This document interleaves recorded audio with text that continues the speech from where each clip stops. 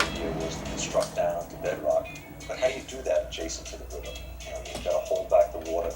You've got to hold back the force of the water and the force of the river and the force of the mud that's generated at the river's edge. The foundation for the Twin Towers was so massive that standard techniques like driving piles into the Hudson River wouldn't work. So in 1966, the Port Authority decided to use a method imported from Italy called the slurry wall. You're going to build eventually a wall that has four sides to it. It's a wall or a box, but it's totally buried when you finish building it. And you dig down 60 feet or 80 feet into rock. So now you have a trench that's 3 feet wide, 20 foot long, and 60 feet deep. But how do you do that without the walls of the trench collapsing on you? Bentonite is a material that's found in nature. It's a mineral material. When you mix it with water, it has a structural strength to it. So now you have this panel that's filled with bentonite slurry. Now the next thing you do is you put reinforcing steel in it. You build a cage that is 60 foot high, and you lower that cage into the bentonite. When the steel cage was in place, the last ingenious step was pouring concrete into the trench. Because concrete is heavier than bentonite, it forced the slurry material to the surface, where it was recaptured to build another part of the wall.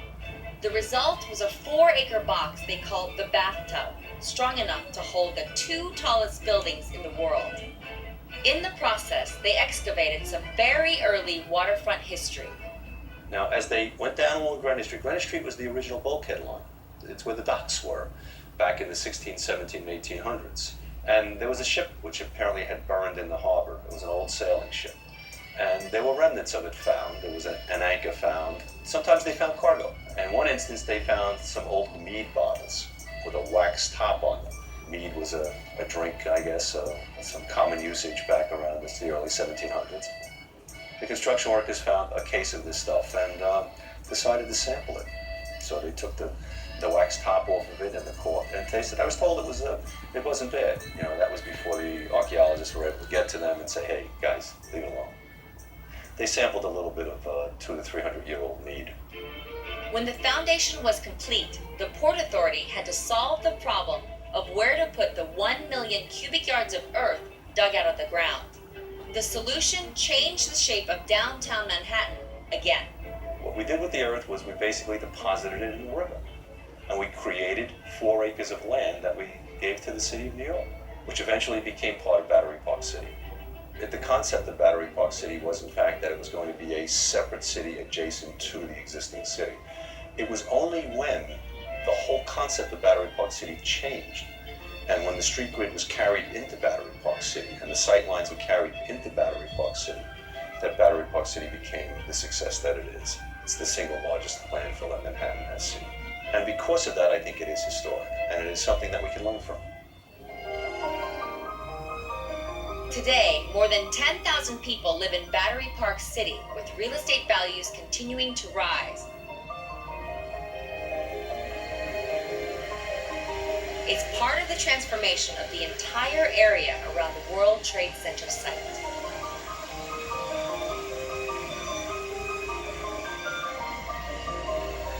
This new memorial is dedicated to those who perished on September 11th. The building's foundation, an engineering marvel 45 years ago, have been repaired and expanded, and the entire site is in the process of renewal. Oh, the momentum is remarkable. They're doing a floor a week. The construction of the original Trade Center was a floor a week. 2 10-hour shifts, and I remember that vividly. The other towers, you see them, the foundations going in, and you see the construction going up. So the whole site is starting to take form and shape. And it will be better than it ever was. Where the Dutch and English once sunk ships to build more streets, New York City now has a 10-year plan to develop over 500 miles of shoreline. It's called Vision 2020, and its goal is to catalyze waterfront investment, improve water quality, and expand public access. Along the edges where industry once pushed out wildlife, we're building parks and planting oysters to clean the water. This island was here thousands of years before Henry Hudson sailed into the harbor. We'll make it to the next 1,000 if we make this place sustainable. And the secrets to preserving New York's environment are everywhere in this enduring city. You just have to know where to look